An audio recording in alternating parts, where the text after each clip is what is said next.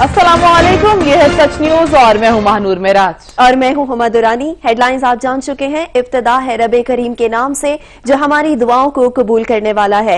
ए अल्लाह, अपने आखिरी रसूल पाक सल्लल्लाहु अलैहि वसल्लम और इनकी आल के सदके हमें हर किस्म की वबा और आफात से महफूज फरमा। आमीन सुमा आमीन। आगाज में आपको खबर दें, वज़ीर आज़म इमरान खान ने कहा कि दियामीर भाषा पाकिस्तान की तारीख का तीसरा बड़ा डैम है। अगर हमने डैम ना बनाए तो मुल्क में पानी और बिजली की कमी होगी।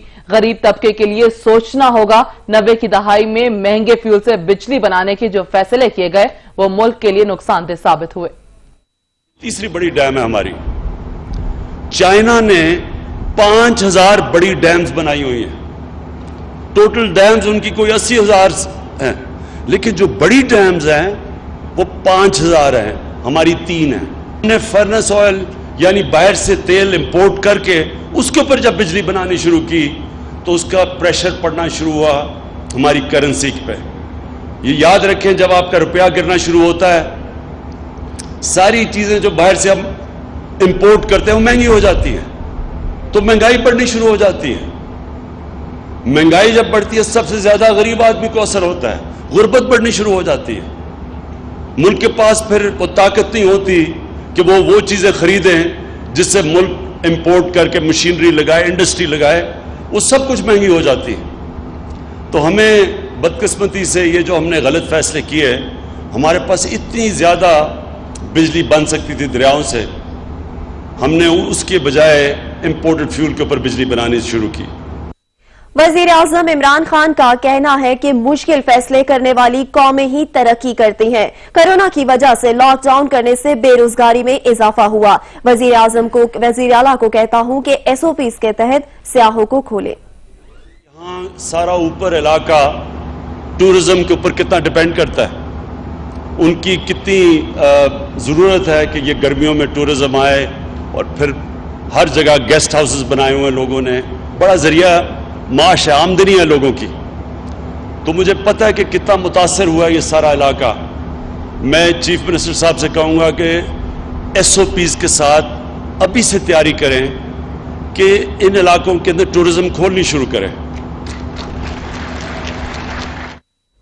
Chairman CPEC authority Asim Salim Bajwa कहते हैं, दियामीर भाषा डैम पर तामीरात का आगाज तारीखी इकदाम है। मंसूबे से 16,000 से ज्यादा नौकरियां पैदा होंगी। समाजी राबता की वेबसाइट पर ट्वीट करते हुए chairman CPEC authority Asim Salim Bajwa का कहना था कि मंसूबे से स्टील, सीमेंट, तामीराती शोबों को फरोग हासिल होगा।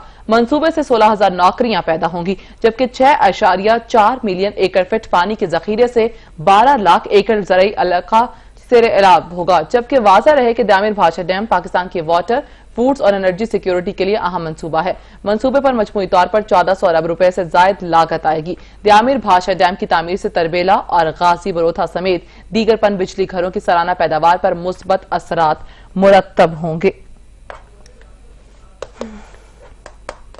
लोड शेडिंग के सताए अवाम की सुनी गई। दियामीर भाषा डैम की तामीर से 4500 मेगावाट इजाफी बिजली पैदा होगी, जिससे तवानाई की कमी पर काबू पाया जा सकेगा। सन्नतों का पहिया चलेगा, मुल्क तरक्की की राह पर गामजन होगा। शुबा हमारे मुल्क को कुदरत ने बेइंतहा आबी वसाइल अता किए हैं। कुदरती आफात और कहत से बचने के लिए आबी ज़खायर की तामीर और उनसे सस्ती बिजली हमारी जरूरत है। कहने को तो हमारे मुल्क में बिजली की जितनी जरूरत है उससे कहीं ज्यादा बिजली बनाने की सलाहियत मौजूद है, लेकिन बास हुकूमतों ने इतने गलत प्लान बनाए कि पानी से बिजली पैदा करने के बजाय तेल पर इन्हसार किया गया। शुरू में तो काम चल गया, लेकिन ज्यों-ज्यों तेल की कीमत बढ़ती गई वैसे वैसे मामला खराब होने लगा। माजी की हुकूमतों ने मुल्क से लोड शेडिंग के खात्मे के लिए कोई ठोस प्लानिंग नहीं की। 50 साल के लगभग आपाशी और बरकी तवानाई के हुसूल के लिए किसी एक डैम की भी मंसूबा बंदी नहीं की गई। लोड शेडिंग और बेरोजगारी के खिलाफ मुजाहरे करते हैं और कभी टायर जलाकर और तो कुछ हासिल नहीं होगा, मगर माहौलियाती आलूदगी फैलाने के और जले टायर्स का धुआं सूंघने के अलावा कुछ हासिल नहीं होगा। कालाबाग डैम तो सियासत की नजर हो चुका। हालांकि इस डैम से सालाना 12 बिलियन यूनिट बिजली इंतहाई सस्ते रेट पर फी यूनिट हासिल की जा सकती है। दियामीर भाषा डैम को बिजली और पानी की जरूरत के लिए नागुज़ीर समझा जा रहा है। 791 अरब रुपए दियामीर भाषा डैम के लिए पावर हासिल करने के लिए मुख्तस किए गए हैं। 480 अरब रुपए तांगीर हाइड्रो पावर प्रोजेक्ट की तामीर के लिए मुख्तस किए गए हैं। इस डैम से बिजली पैदा करने के लिए 12 टरबाइन लगाई जाएंगी और हर एक टरबाइन से मुतवक्किल तौर पर 375 मेगावाट बिजली जबकि मजमूई तौर पर 4500 मेगावाट बिजली हासिल होगी। कराची के दीगर इलाकों की तरह कुरंगी के इलाके बिलाल कॉलोनी में भी बिजली की लोड शेडिंग का सिलसिला जारी है। बिजली न होने की वजह से लोगों की नींदें खराब हो गई हैं और रोजगार भी मुतासिर हो रहा है। कराची में बिजली की लोड शेडिंग का खात्मा न किया जा सका। शहर के मुख्तलिफ इलाकों में एलानिया और गैर एलानिया लोड शेडिंग का सिलसिला जारी है। कहीं 10 घंटे तो कहीं 12 और उससे भी ज्यादा बिजली बंद रहती है। सुबह से ये रात से इन लोगों ने ये ड्रामेबाजी शुरू की हुई है, जो है ना, कभी आ रही है कभी जा रही है। अभी सुबह से लाइट नहीं है, आपके सामने आप पंखा देख सकते हो बंद पड़ा। हमारा वेल्डिंग का काम है, हम जब ये लाइट नहीं होगी हम कहाँ से काम करेंगे। सर ये कल रात से जो है ना परेशान कर रही है, आ रही है जा रही है और ऊपर से सीजन आया हुआ हमारा तो लाइट नहीं है, जाहिर बात तो काम जो है ना रुक रहा है, हमारा बड़ी परेशानी है। तो एक तो कोरोना ने परेशान किया है और ऊपर से इलेक्ट्रिक वालों ने जो है ना बड़ा परेशान करके रखा है, लाइट दे देनी है। कोरंगी के इलाके बिलाल कॉलोनी के रिहायशियों का कहना है कि बिजली का कोई वक्त नहीं, 1 घंटा चलती है तो 4 घंटे गायब रहती है। बिजली नहीं होती है, दिन में नहीं होता, हमारा काम होता है। लॉकडाउन ने बहुत तंग करके रखा हुआ है, रात भी नहीं होती है, बस क्या करें। इलाका मकीनों का कहना था कि बिजली बंद होने से रातों की नींद खराब हो गई है और रोजगार भी मुतासिर होने लगा है। कि इलेक्ट्रिक इंतजामिया की जानिब से चंद रोज कबल यकीन दहानी कराई गई थी कि अब लोड शेडिंग नहीं की जाएगी, लेकिन उसके बावजूद शहर में 10 और 12 घंटे से ज्यादा बिजली बंद रहती है। कराची के शहरी एक मसले से निकलते नहीं तो दूसरे मसले में फंस जाते हैं। शहरियों को बिजली के साथ साथ पानी की किल्लत का भी सामना करना पड़ रहा है। कराची में बिजली के साथ साथ पानी का मसला भी सर उठाने लगा। शहर के बेशतर इलाकों में 8 से 10 घंटे की गैर एलानिया लोड शेडिंग का सिलसिला बदस्तूर जारी है, जिससे शहरी पहले ही परेशान थे तो सोने पर सुहागा पानी की किल्लत ने शहरियों की जिंदगी अजीरन कर दी है। कोरंगी के मकीन पानी की बूंद बूंद को तरस गए। मकीन कहते हैं कि एक तो इतनी महंगाई और फिर बिजली न होने की वजह से पानी खरीद कर पीने पर मजबूर हो गए। जब से पीटीआई की हुकूमत आई है उसके बाद यहाँ का पानी बंद हो गया और हम तकरीबन 3 साल से पानी की बूंद बूंद को तरस रहे हैं। खवातीन का कहना था कि बिजली न होने से पानी की मोटरें नहीं चल पाती, घर के कामकाज में दुश्वारी का सामना रहता है। बाल्टियां भर के लेके आते हैं खारा पानी की जब गुजारा हो रहा है और बिल पहली तारीख को दे देते हैं। ये बिल लाजमी भरना, पानी हो या ना हो, बिल भी इतने आ रहे हैं। अब बताओ क्या करें गरीब आदमी। गर्मी भी बहुत ज्यादा है, लाइट भी नहीं होती, पानी की मुश्किलात बहुत ज्यादा, ना पानी ना लाइट। ठीक है, हम लोग परेशान हैं, बिल इतने आते हैं कि हम लोग अफोर्ड नहीं कर सकते। अभी 11,000-12,000 कौन भरेगा। के इलेक्ट्रिक और वाटर बोर्ड इंतजामिया का एक दूसरे पर इल्जाम तराशी का सिलसिला जारी है, जिसके बायस दोनों इदारों की नाअहली और गैर संजीदगी का खुमियाजा अवाम को भुगतना पड़ रहा है।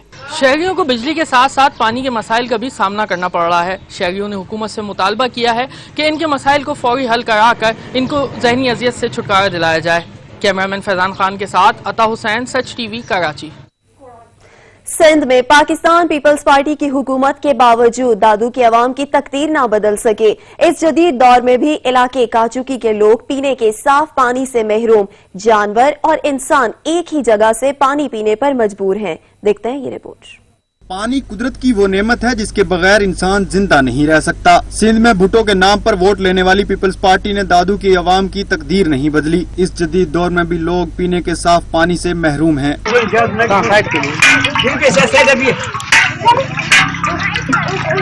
दादू का इलाका काछू कुदरती वसाइल से मालामाल है, जहाँ गैस तेल के जखायर के अलावा गोरख हिल स्टेशन वाक़ है। लेकिन इस जदीद और तरक्की याफ्ता दौर में भी यहाँ के आवाम जहरीला पानी पीने पर मजबूर हैं। हिते पानी जी ॾाढी तकलीफ़ आहे। असां कच्चियूं खुयूं हिते नयुनि में खोटे 7 जे तादाद में खुयूं खोटे उते पानी भरे रहिया आहियूं। असां वटि ऐलानूं घणियूं थियूं इदारे माना सरकारी तौर इदारनि तौर, लेकिन असांखे को बि फैसिलिटी सहूलियत न मिलियो। इस हल्के से 2 मरतबा मौजूदा वज़ीर आला सिंध मुराद अली शाह जबकि 3 मरतबा MNA रफीक अहमद जमाली और MPA सैयद सालेह शाह जिलानी मुंतखब हुए। हर दौर में यहाँ के लोग पाकिस्तान पीपल्स पार्टी को वोट देकर कामयाब करते हैं, लेकिन मुंतखब नुमाइंदों ने कभी इनके मसाइल हल करने पर तवज्जो ही नहीं दी। इलाके में मुख्तलिफ इंटरनेशनल तेल और गैस कंपनियां हर साल इलाके की तरक्की के लिए करोड़ों रुपए फंड जारी करती हैं, लेकिन वो फंड कहाँ खर्च होता है ये किसी को मालूम ही नहीं। मासूम बच्चे जिनकी उम्र पढ़ने लिखने की है वो सर पर बर्तन उठाकर पानी भरने के लिए मारे फिर रहे हैं। लोग वहाँ से पीने का पानी भरने पर मजबूर हैं, जहाँ से जानवर पानी पीते हैं। जहरीला पानी पीने से मुख्तलिफ बीमारियाँ भी फूट पड़ी हैं और आवाम दीगर शहरों में नकल मकानी करने पर भी मजबूर हैं। इस तरक्की याफ्ता दौर में आवाम का जहरीला पानी पीना नाअहल हुक्मरानों के लिए एक सवालिया निशान है और सिंध हुकूमत की नाकस कारकर्दगी का मुँह बोलता सबूत भी। पाकिस्तान में फसाद कराने के नापाक मंसूबों में मुलव्विस रॉक के स्लीपर सेल कारिंदा 2 साथियों समेत गिरफ्तार कर लिए गए। मुलजिम जफर गिरफ्तार होने वाला पहला भारतीय जासूस नहीं, दुश्मन पहले भी कई बार बेनकाब हो चुका है। पाकिस्तान के अमन को सबूताज करने की भारतीय कोशिशें नाकाम हो गई। FIA ने मुल्क दुश्मन अनासिर धर लिए। भारतीय खुफिया एजेंसी रा एक बार फिर बेनकाब हो गई। विफाकी तहकीकाती इदारे FIA ने कराची में कार्रवाई करते हुए रा से ताल्लुक के इल्जाम में फायर ब्रिगेड के मुलाजिम को 2 साथियों समेत गिरफ्तार कर लिया। मुल्जिमान को इंसदाद दहशतगर्दी विंग ने कराची के सिविक सेंटर लियाकताबाद और खालिद बिन वलीद रोड से गिरफ्तार किया। मुल्जिमान जफर खान, सुफियान और जवेद मेमन के कब्जे से असला, लैपटॉप और मोबाइल फोन्स बरामद हुए हैं, जिनसे मुल्जिमान की कार्रवाइयों के शवाहिद भी मिले हैं। FIA हुकाम के मुताबिक गिरफ्तार मुल्जिम जफर खान रा की मां पर बम धमाकों और टारगेट किलिंग में मुलविस रहा है। गिरफ्तार मुल्जिम ने भारत में 14 माह तक ट्रेनिंग ली। मुल्जिम जफर कराची में महकमा फायर ब्रिगेड का मुलाजिम था, जिसका ताल्लुक MQM लंदन से है। मुल्जिम बम बनाने और जदीद हथियार चलाने का माहिर है। FIA के इंसदाद दहशतगर्दी विंग ने मुल्जिम से जुड़े हवाला हुंडी के बैन अवी खुफिया नेटवर्क का भी पर्दा चाक किया है। रा के स्लीपर सेल को फंड्स फराहम करने वाली मिनी एक्सचेंज कंपनी के 2 मुलाजमीन को भी गिरफ्तार किया गया है। ये भारत के पहले जासूस नहीं जो पाकिस्तान से पकड़े गए। भारत पहले भी कई बार बेनकाब हो चुका है। मुल्जमान के साथियों की तफसीलात मुल्क के तमाम एयरपोर्ट्स पर फराहम कर दी गई हैं। मुकदमा दर्ज करके मजीद तहकीकात शुरू कर दी गई हैं। वजीर आला खैबर पुख्तनख्वा महमूद खान ने कहा कि पाकिस्तान पीपल्स पार्टी को शर्म आनी चाहिए और थर की तरफ देखना चाहिए। पाकिस्तान पीपल्स पार्टी ने सिंध का बेड़ा गर्क कर दिया। जितने ये चोर डाकू हैं कोई भी नहीं। बताएं आपने सिंध की 15 साल हुकूमत में क्या किया। सिंध हुकूमत कोई एक मंसूबा बताए जिसमें करप्शन ना हो। इनकी गंदुम चूहे खा जाते हैं और बोरियों से मट्टी बरामद होती है। इनको शर्म आनी चाहिए, इनको तर की तरफ देखने चाहिए। इनके अंदरूनी सिंध के जो हालात है, अगर इनके पास कराची न होता, जो सारे प्राइवेट लोग वहां पर इन्वेस्टमेंट कर रहे, हॉस्पिटल प्राइवेट, इंडस्ट्री प्राइवेट, सारे यही इंडस्ट्री के लोग वहां पर मौजूद है, कारोबारी लोग मौजूद है। उन्होंने तो बेड़ा गर्क कर दिया है सिंध का, पूरे पाकिस्तान का उसने बेड़ा गर्क कर दिया है। जितने ये चोर है, जितने ये डाकू है, खुदा की कसम इनकी मिसाल मैंने कभी सुनी नहीं, देखी नहीं है। तो मैं इनको चैलेंज करता हूं कि जहां पर आप हम पे बात करते आए, हम ओपन आपको अपने जितने भी मेरे मेगा प्रोजेक्ट्स हैं उनके तरफ आए, जिस भी इदारे से करना चाहते कर ले। लेकिन आप बताएं कि आपने सिंध में जो आपकी 15 साल की हुकूमत है, आप लोगों ने क्या किया है। तर्जुमान सिंध हुकूमत मुर्तजा वहाब ने कहा कि पाकिस्तान की तारीख में ऐसी नाअहल हुकूमत नहीं आई। विफाकी हुकूमत आवाम का इस्तेहसाल कर रही है। PTI की हुकूमत ने आवाम को क्या दिया? दुनिया में तेल की कीमत कम हुई, लेकिन हुकूमत ने देर कर दी। PTI सिर्फ बातें करती है और पीपल्स पार्टी का काम पर इत्तफाक करती है। हुकूमत ने कहा टैक्स फ्री बजट है, लेकिन ऐसा नहीं हुआ। हुकूमत को पेट्रोल माफिया के सामने शिकस्त हुई। दुनिया भर में तेल के निर्ख कम हुए, रॉक बॉटम पे प्राइसेस आ गई। इस हुकूमत ने बड़ी देर की, मेहरबान आते आते, और आखिर में कुछ रेट्स कम किए ताकि गरीब आवाम को कोई रिलीफ मिल सके, कीमतें कम हो सकें। लेकिन मेरे ख्याल में पाकिस्तान की तारीख में इतनी इनकॉम्पिटेंट गवर्नमेंट, इतनी नालायक गवर्नमेंट कभी भी नहीं रही कि रियासत के तय किए हुए तेल के निर्ख को एनफोर्स करा सके।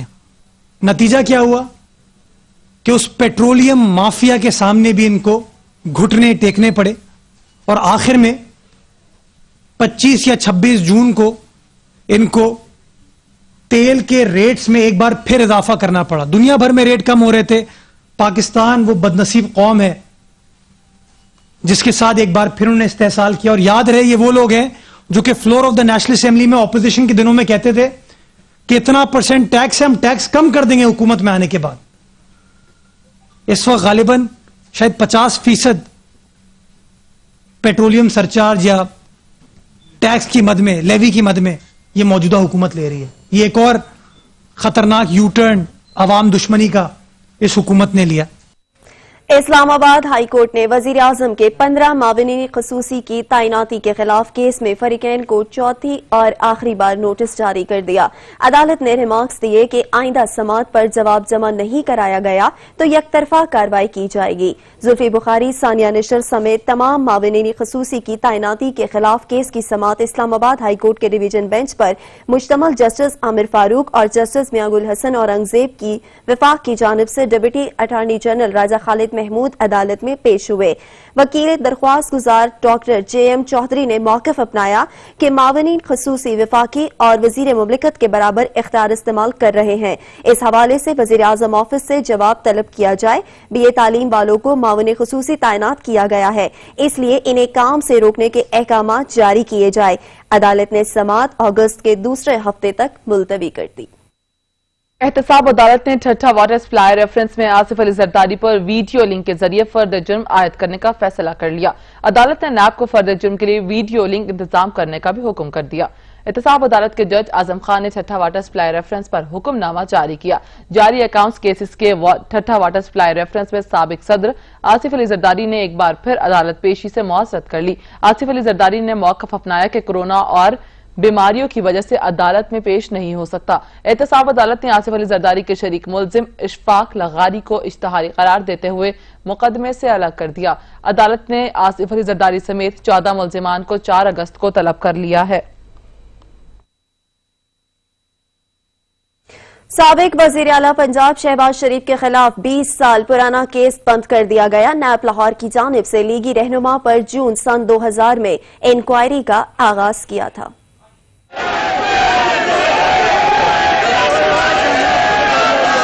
पाकिस्तान मुस्लिम लीग नून के सदर शहबाज शरीफ के खिलाफ 20 साल पुराना केस बंद कर दिया गया। कौमी एहतसाब ब्यूरो ने अपोजिशन लीडर शहबाज शरीफ के खिलाफ 20 साल से ज़ेर इल्तवा इंक्वायरी बंद कर दी। लीगी रहनुमा के खिलाफ 12 प्लाटों की अलाटमेंट इंक्वायरी नाकाफी शवाहिद की बिना पर बंद की गई। कंबाइंड इन्वेस्टिगेशन टीम के मुताबिक इंक्वायरी में नामजद मुतअद्दिद अफराद वफात पा चुके हैं। शहबाज शरीफ के मुलविस होने के ताहाल ठोस शवाहिद नहीं मिले। शहबाज शरीफ, इनके सेक्रेटरी जावेद महमूद, मियां रजा समेत दिगर के खिलाफ इंक्वायरी 20 साल से अल्तवा का शिकार थी। साबिक वजीर आला पंजाब पर मनपसंद अफराद को 12 प्लाट देने का इल्जाम था। नैब लाहौर ने साबिक वजीर आला पंजाब समेत दीगर के खिलाफ जून 2000 में इंक्वायरी का आगाज किया था। नैब जराये के मुताबिक साबिक वजीर आला पंजाब शहबाज शरीफ ने मनपसंद अफराद को कानून के खिलाफ 1 कनाल के प्लाट दिए थे।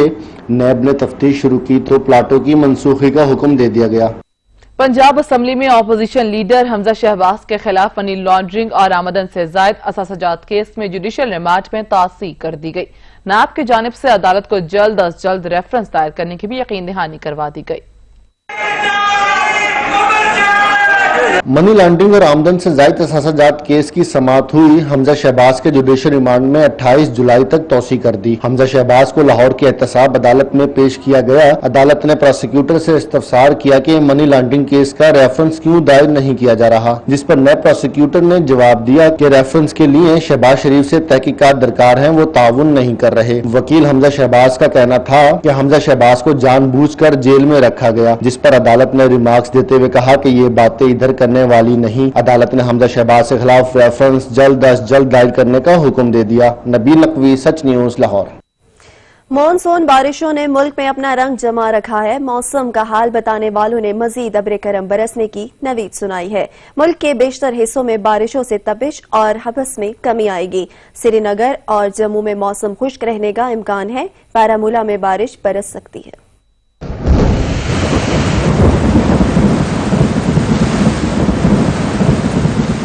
मुल्क के मुख्तलिफ इलाकों में बरसात का जादू सर चढ़ कर बोल रहा है। बारिशों का नया सिस्टम मुल्क के मुख्तलिफ इलाकों में एंट्री देने को है तैयार। हवाएं चलेंगी, पानी बरसेगा, मट्टी महक उठेगी तो बदहाल सब्जे को भी ताजगी मिलेगी। सूरज तो आज निकला है मगर गर्मी बढ़ाने की कसम उठाकर, लेकिन महकमा मौसमियात का कहना है कि शाम से आसमान का रंग बदलेगा, आसमान से पानी भी बरसेगा। ठंडी हवाएं दिलों पर दस्तक देंगी, गर्मी और हब्स से बेचैन धड़कनों को करार आएगा। गिलगित बल्तिस्तान और खैबर पख्तूनख्वा के मुख्तलिफ इलाकों में आंधी और गरज चमक के साथ बारिश हुई, जिससे मौसम खुशगवार और हर मंजर धुलकर दिलफरेब हो गया। ज़ेरी सिंध, शिमाल मशरकी पंजाब, बालाई खैबर पख्तूनख्वा, कश्मीर और गिलगित बल्तिस्तान में आंधी और गरज चमक के साथ मजीद बारिश का इम्कान है। मुल्क के दीगर इलाकों में मौसम गर्म और मरतूब रहेगा। इस्लामाबाद में सावन की पहली तारीख को पहली बारिश ने गर्मी की शिद्दत में कमी कर दी। आसमान पर बादलों की चहल पहल और हल्की तेज हवा का सिलसिला भी जारी है। महकमे मौसमियात ने कल भी बारिश का इम्कान जाहिर किया है।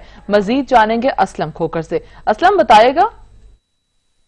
जी बिल्कुल, वफाकी हुकूमत इस्लामाबाद में सावन की आज पहली तारीख की जो पहली बारिश है वो हो चुकी है। हल्की बारिश हुई है, लेकिन महकमा मौसमियात का ये बताना है कि आज शाम तक इस्लामाबाद में जो है गरज चमक के साथ मजीद बारिश भी यहाँ पे होगी।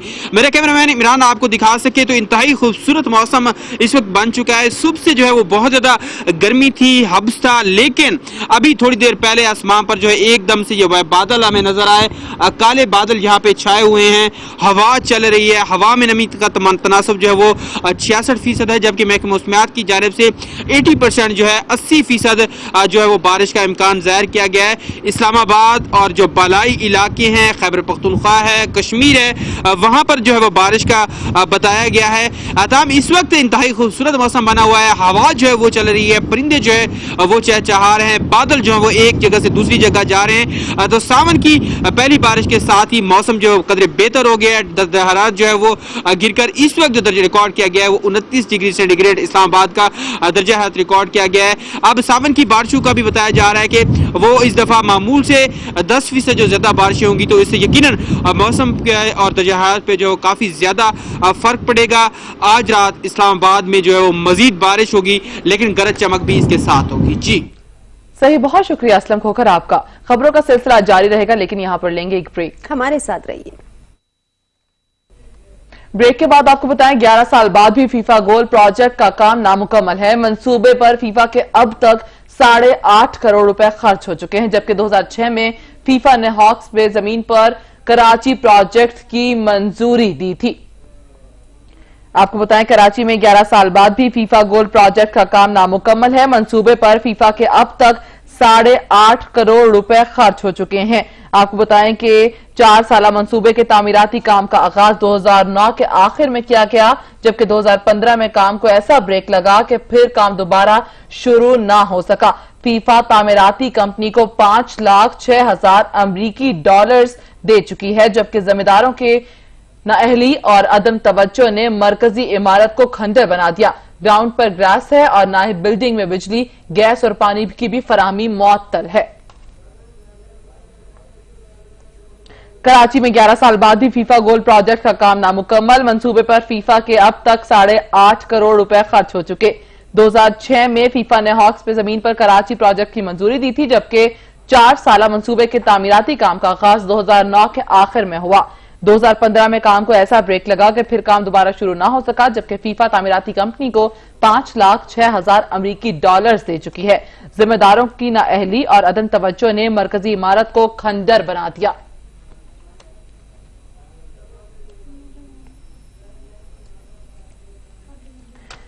ग्यारह साल बाद भी फीफा गोल प्रोजेक्ट का काम नामुकम्मल है। इसी पर मजीद बात करने के लिए हमारे साथ टेलीफोनिक लाइन पर मौजूद हैं स्पोर्ट्स तजियाकार नादरा मुश्ताक साहिबा। नादरा साहिबा, आपका वक्त देने का बहुत शुक्रिया। कराची में 11 साल बाद भी फीफा गोल प्रोजेक्ट का काम नामुकम्मल है, क्या कहेंगे आप? जी, ये बड़ी बदकिस्मती की बात है कि जो फुटबॉल का गेम है पूरी दुनिया में बहुत ज्यादा देखा जाता है, और यहाँ पर फीफा ने अब तक 8.5 करोड़ रुपए खर्च कर दिए हैं, दे चुके हैं। सन 2006 में उन्होंने इस प्रोजेक्ट की मंजूरी दी थी। सन 2009 में इसका आगाज हुआ था। सन 2015 में ठीक 6 साल के बाद इससे काम से हाथ उठा लिया गया। ये नहीं समझ में आता कि ये 5,06,000 अमरीकी डॉलर जो फीफा अब तक दे चुकी है, इस पे काम क्यों नहीं हुआ। ना वहां पर अब तक बिजली गई है, ना वहां पर गैस है, ना वहां पर ग्रास लगाई गई है। तो फुटबॉल की जब इतनी ज्यादा अदम तवज्जो ही है, तो आप खुद सोच सकते हैं कि यहाँ पर फेडरेशन क्या काम कर रही है और किस तरह काम करती रही, कितना पैसा इन लोगों ने खा लिया है फीफा गोल प्रोजेक्ट के नाम पर। और अब तक फुटबॉल के ऊपर कोई तवज्जो नहीं है, जो कि दुनिया में माना हुआ गेम है। सिर्फ फोकस है तो क्रिकेट के ऊपर है, जो कि बहुत ही गलत बात है। स्पोर्ट्स जो है क्रिकेट का नाम नहीं है, क्रिकेट उसका एक सब्जेक्ट है, लेकिन और जो गेम्स है उनको पूरी दुनिया में देखा जाता है, पसंद किया जाता है। हॉकी हमारी जवाल पजीर है, फुटबॉल हमारी जवाल पजीर है, स्नूकर हमारा पीछे चला गया। उनके प्लेयर्स खेलते हैं, जीतते हैं, उनको कुछ मिलता नहीं है। तो इसी तरह से बंजर खंडरात पर मुश्तमिल ये जो प्रोजेक्ट है इसका हाल किया हुआ है। एक बिल्कुल लगता है जैसे कब्रिस्तान है, वहां पर एक उन्होंने स्टैचू बनाया हुआ है, फुटबॉल बनाई हुई है, लेकिन वहां जो बेसिक नेसेसिटीज हैं कुछ भी नहीं है। तो इससे आप अंदाजा करें कि कितने ज्यादा फुटबॉल लवर्स है ये फेडरेशन। सही, हमारे साथ नादरा मुश्ताक साहिबा स्पोर्ट तजियाकार मौजूद थी। आपके वक्त देने का बहुत शुक्रिया। हुकूमत बलोचिस्तान ने सूबे में स्मार्ट लॉकडाउन में 30 जुलाई तक तौसी कर दिया। आपको बताएं, हुकूमत बलोचिस्तान ने सूबे में स्मार्ट लॉकडाउन में 30 जुलाई तक तौसी कर दी है। मजीद जानेंगे अब्दुल गनी काकर से। अब्दुल गनी, बताइएगा। देखें, बलूचिस्तान हुकूमत ने सूबे में कोरोना वायरस की मौजूदा जो सूरत हाल है उसके तनाजुर में ये फैसला किया है और 30 जुलाई तक तौसी की गई है इस स्मार्ट लॉकडाउन में। महकमा दाखिला की जानिब से जो एलामिया जारी किया गया है उसमें ये वाज़ेह किया गया है कि बलूचिस्तान में कोरोना वायरस के जो केसेस सामने आ रहे हैं उसमें बदस्तूर कमी तो सामने आई है, लेकिन अभी तक कंट्रोल नहीं किया जा सका है इस वबा को सूबे में। इसीलिए जरूरी है कि इस लॉकडाउन में मजीद इजाफा किया जाए। इसी तनाजुर में ये इजाफा किया गया है 30 जुलाई तक इस लॉकडाउन में, और इसमें ये मजीद भी वाज़ेह किया गया है कि जो एहतियाती तदाबीर हैं आवाम को ताकीद की गई है कि वो इन एहतियाती तदाबीर पर सख्ती से अमल पैरा हो ताकि इस वबाई मर्ज को यहाँ पे कंट्रोल किया जा सके और इससे मजीद जो नुकसान है उससे बचा जा सके।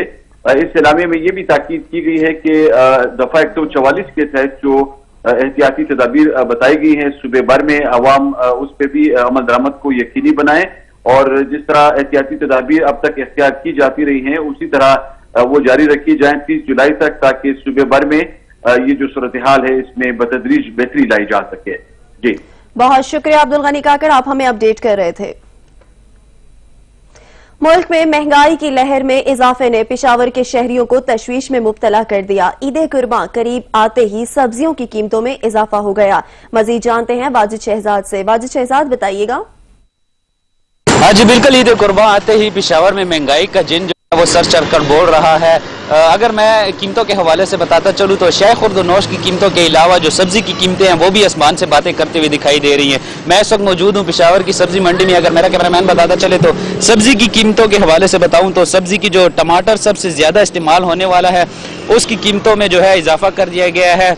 जो टमाटर 25 से 30 रुपए किलो फ़रोख्त हो रहा था अब वो जो है 80 रुपए किलो फ़रोख्त किया जा रहा है। इसी तरह अगर प्याज के हवाले से बताता चलूँ तो 30 रुपए में जो प्याज फ़रोख्त किया जा रहा था अब जो है 50 से 60 रुपए तक किलो वो फ़रोख्त किया जा रहा है। यही चीज़ें जो है ईद कुर्बान में ज़्यादातर इस्तेमाल होती है जिनकी कीमतों को बढ़ा दिया गया है। इसके अलावा जो ज़्यादा इस्तेमाल होता है इसके लहसुन है, अदरक है, इन तमाम जो जितनी भी सब्ज़ी हैं इनको डबल दुगना इजाफा कर दिया गया है। अगर कोई सब्जी जो है 20 से 30 रुपए में फ़रोख्त की जा रही थी वो 80 से 90 रुपए तक फ़रोख्त की जा रही है। इसके अलावा अगर दीगर शय खुर्दनोश के अलावा फ्रूट के लिहाज से बात की जाए तो फ्रूट भी गरीब की दस्तर से बाहर नज़र आता हुआ दिखाई दे रहा है। जो आम ज़्यादा इस्तेमाल होता है उसकी कीमतों में भी इजाफा देखने को आ रहा है। पहले आम 40 से 50 रुपए किलो फ़रोख्त हो रहा था, अब जो है आम की कीमत को भी बढ़ाकर उसको 110-120 रुपए तक फ़रोख्त किया जा रहा है। इस तरह अगर और मज़ीद फ्रूट के लिहाज से बात की जाए तो उनकी कीमतों में भी मज़ीद इजाफा देखने को आ रहा है। अशिया खुर्दनोश की कीमतें जैसे मसाला जात और दीगर जो घरों के खाने पकाने मसाले इस्तेमाल किए जाते हैं तो उनकी कीमतों को भी बढ़ाकर जो है डबल कीमतें कर दी गई हैं। लोग परेशान दिखाई दे रहे हैं चूँकि ईद कुर्बान नज़दीक आ रही है। इसके अलावा महंगाई जो है महंगाई से परेशान दिखाई दे रहे हैं। लोगों का यही कहना है कि जो महंगाई है उस पर काबू पाया जाए ताकि ईद कुर्बान के लिए इनको सस्ती चीज़ें प्रोवाइड की जाए, मुहैया की जाए। जी बहुत शुक्रिया, आप हमें अपडेट कर रहे थे वाजिद शहजाद।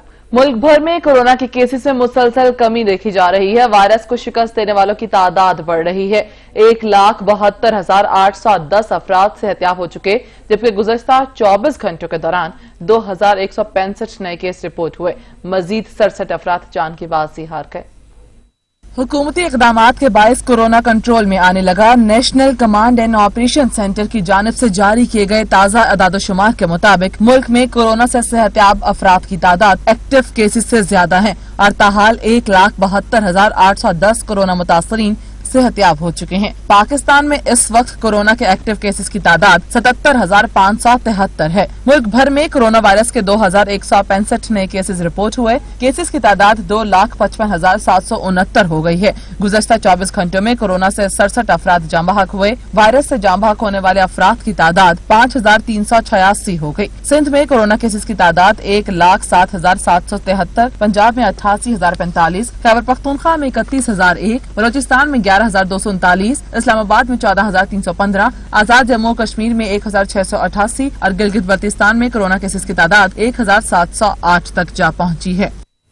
एक और फ्रंटलाइन सिपाही कोरोना का शिकार बन गया। मुल्तान नेशनल मेडिकल यूनिवर्सिटी के वाइस चांसलर डॉक्टर मुस्तफा कमाल पाशा 13 रोज तक वेंटिलेटर पर रहने के बाद इंतकाल कर गए।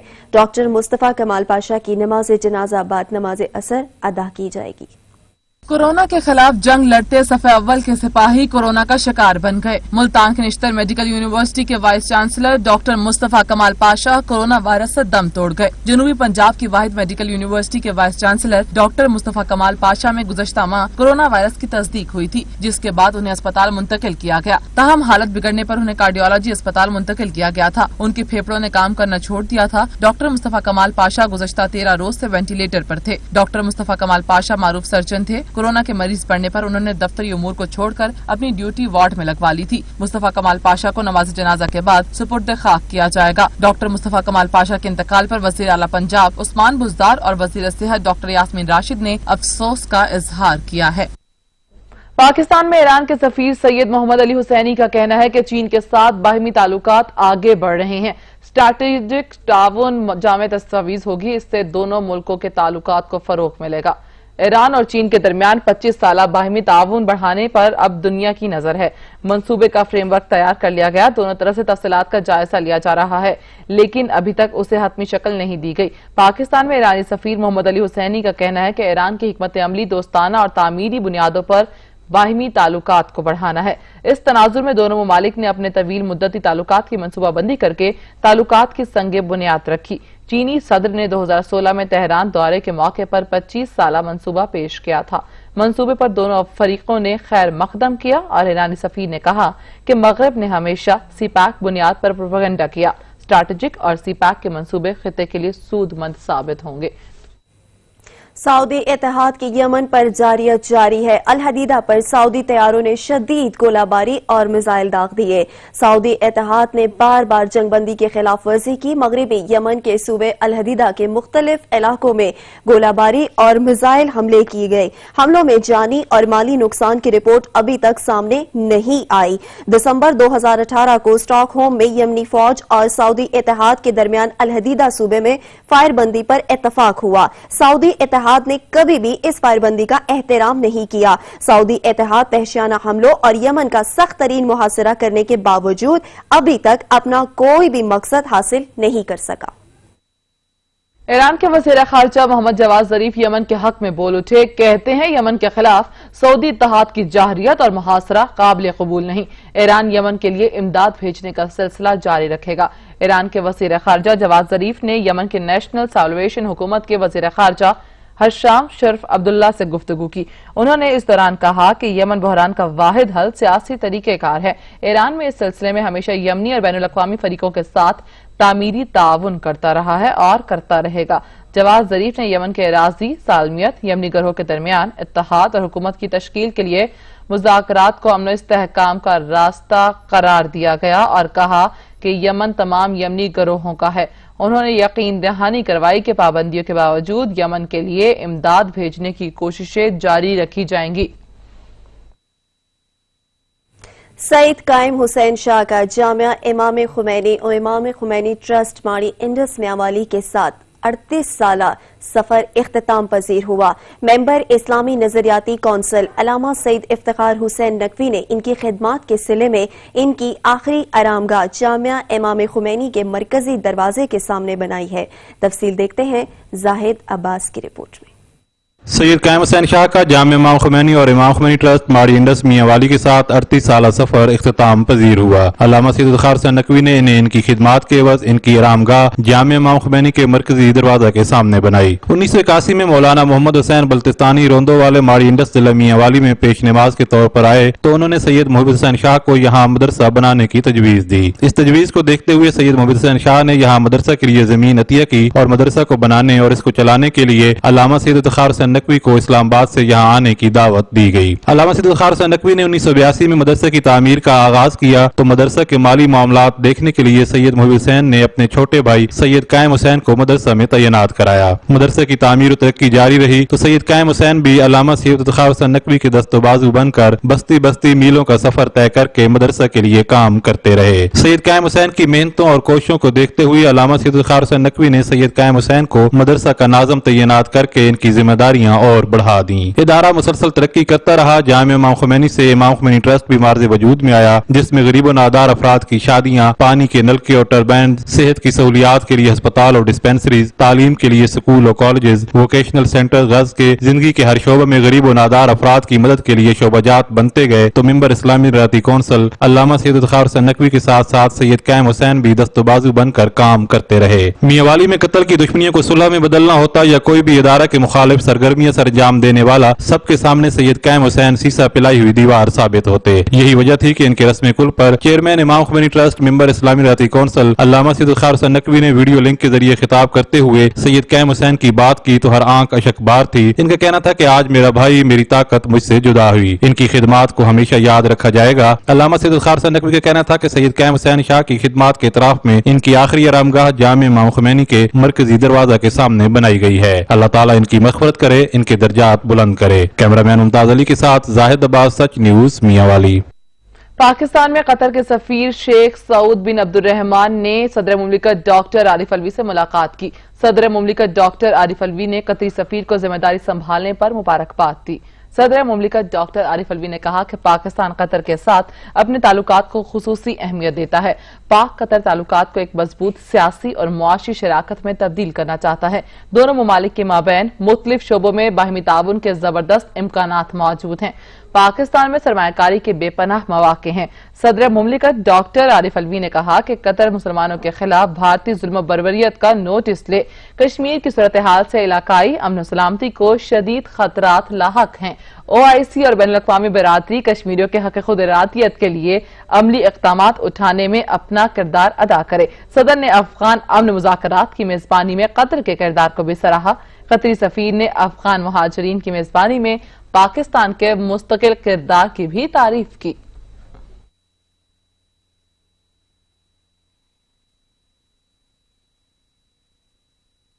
तुर्की में नाकाम फौजी बगावत को 4 साल मुकम्मल हो गए। अवाम ने सदर तैयब उर्दगान की अपील पर मुसल्ला बागी फौजियों को पसपा होने पर मजबूर कर दिया।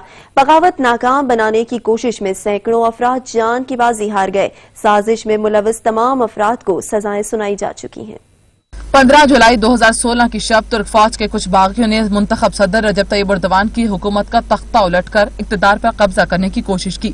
बागी फौजी दस्तों ने मुल्क में आईनी, जमहूरी और इंसानी हुकूक की बहाली का नारा लगाया और ऐवान सदर और पार्लियामान का मुहासरा कर लिया। अतातुर्क एयरपोर्ट पर तमाम परवाजें मनसूख करके एयरपोर्ट को बंद कर दिया गया। हवाई अड्डों पर टैंक पहुंचा दिए गए। कुछ देर के लिए यूं मालूम हो गया कि गोया मुंतखब हुकूमतों का खात्मा हो चुका है। तुर्क सदर के सोशल मीडिया पर बगावत नाकाम बनाने की अपील के बाद लोग जौक दर जौक सड़कों पर निकल आए। फौजी टैंक की राह में रुकावट बन गए और इक्तदार पर कब्जे की साजिश को नाकाम बना दिया। फसादात में बागी फौजियों समेत 250 से ज्यादा अफराद हलाक हुए, 2000 से ज्यादा अफराद जख्मी भी हुए। ट्रायल मुकम्मल होने पर 104 फौजी अफसरान को उम्र कैद की सजा सुनाई गई। तुर्क सदर के कत्ल के मंसूबे साजी में मुलविस 21 अफराद को 20 साल कैद की सजा सुनाई गई। 1.5 लाख से ज्यादा सरकारी जमीन को भी मुलाजमतों से बर्खास्त किया गया। खेल और खिलाड़ी की आपको खबर दें, इंग्लैंड में इंटरनेशनल क्रिकेट की बहाली के बाद क्रिकेट ऑस्ट्रेलिया ने भी बहाली की तैयारियां शुरू कर दी।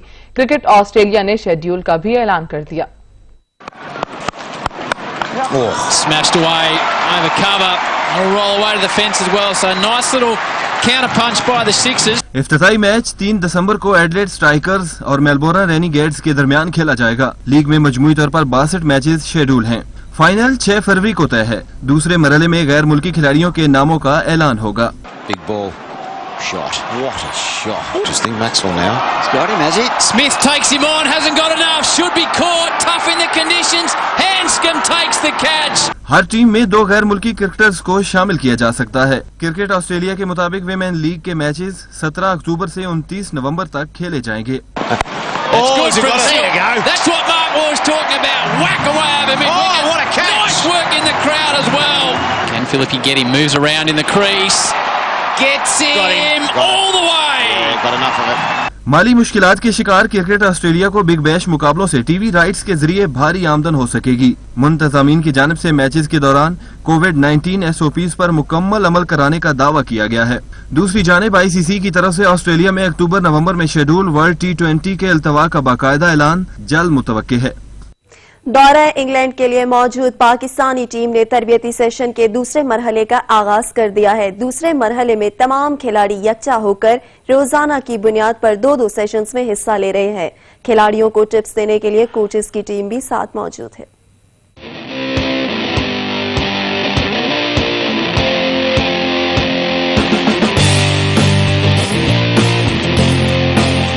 ग्रीन शर्ट्स के दौरा इंग्लैंड का अहम मरहला डर्बी शायर में शुरू हो गया है। इस अहम मरहले को कोचेस टीम के लिए इंतहाई अहम करार दे रहे हैं। कोचेस का कहना है कि ये फैसला कुन मरहला है जिसमें खिलाड़ियों को न सिर्फ SOP का अमली मुजाहरा करना है बल्कि कंडीशन से हम आहंग होने का सबूत भी देना है ताकि उनकी सिलेक्शन को हतमी शक्ल दी जा सके।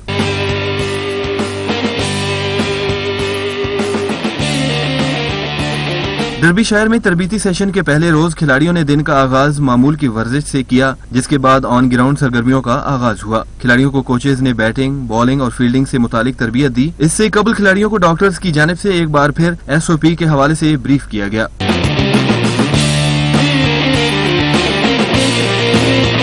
कौमी खिलाड़ी 17 तारीख से 4 रोजा इंट्रा स्क्वाड प्रैक्टिस मैच खेला जाएगा। पाकिस्तान और इंग्लैंड के दरमियान 3 टेस्ट मैचेस की सीरीज का आगाज 5 अगस्त से होगा। कोरोना के बायस फार्मूला रेसिंग सीजन तो मुलतवी हुआ, लेकिन उसकी यादें आज भी ताजा हैं। फार्मूला 2 रेसिंग के यादगार लम्हात की एक वीडियो रिलीज की गई है जिसमें माहिर रेसर्स को बारिश के बावजूद मुकाबलों में भरपूर हिस्सा लेते दिखाया गया है।